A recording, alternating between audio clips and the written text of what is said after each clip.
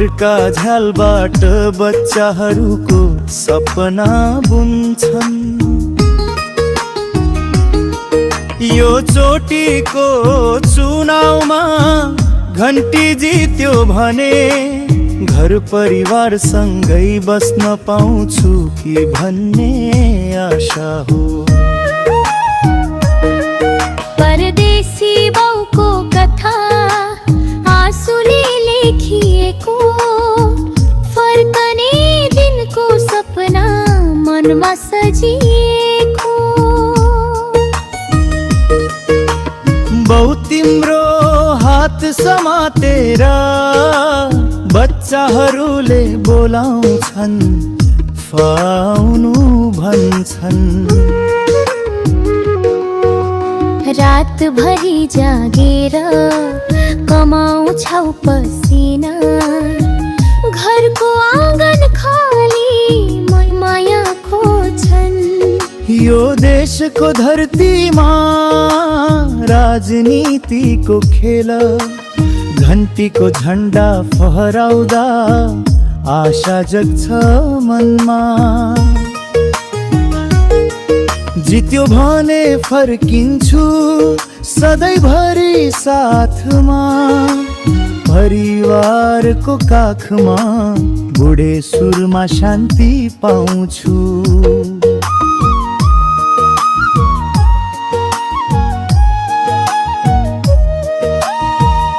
आमाको कपाल से तो बच्चा ठुला भए, एक्लै बसेर रोइन् तिम्रो फोटो हेरेर।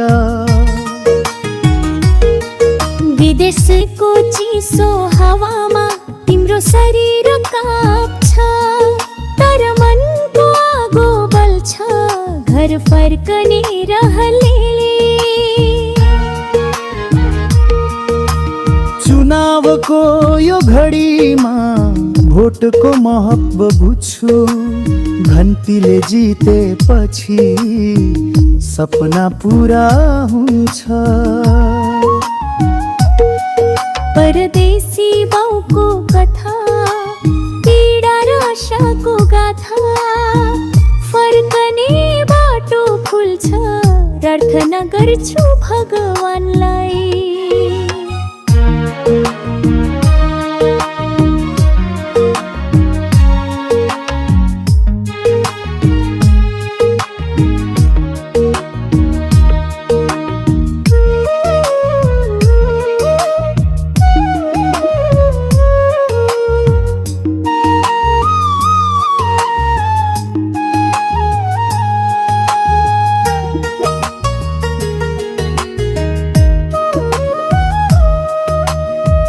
तिमी बिना यो घर सुनसान, बच्चाहरूको हाँसो तिम्रो मायाले नै चम्किन्छ।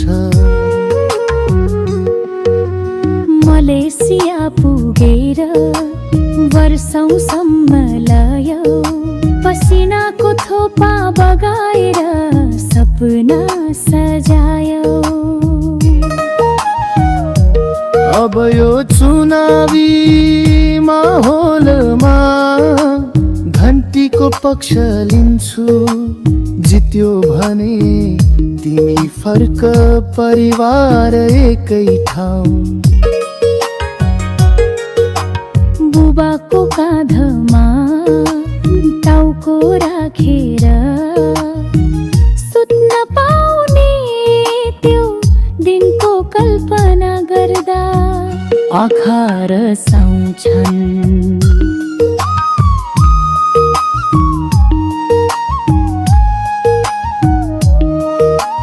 सपनामा देख्छु सबै साथ बसेर, खाना खाने गफ गर्ने हाँस्ने र रोने। परदेशको दुख्छ शरीर, तर मन घरतिर दौड्छ। चोटियो चुनाव जिते घन्टीले इतिहास रचोस्। बाउको यो आशा परिवारको पुकार, फर्कने बेला नजिक छ प्रतीक्षा गरौँ सबै। परदेशी बाउको कथा, माया र त्यागको कथा, जितको उज्यालोमा खुसीले भरिन्छ यो धार।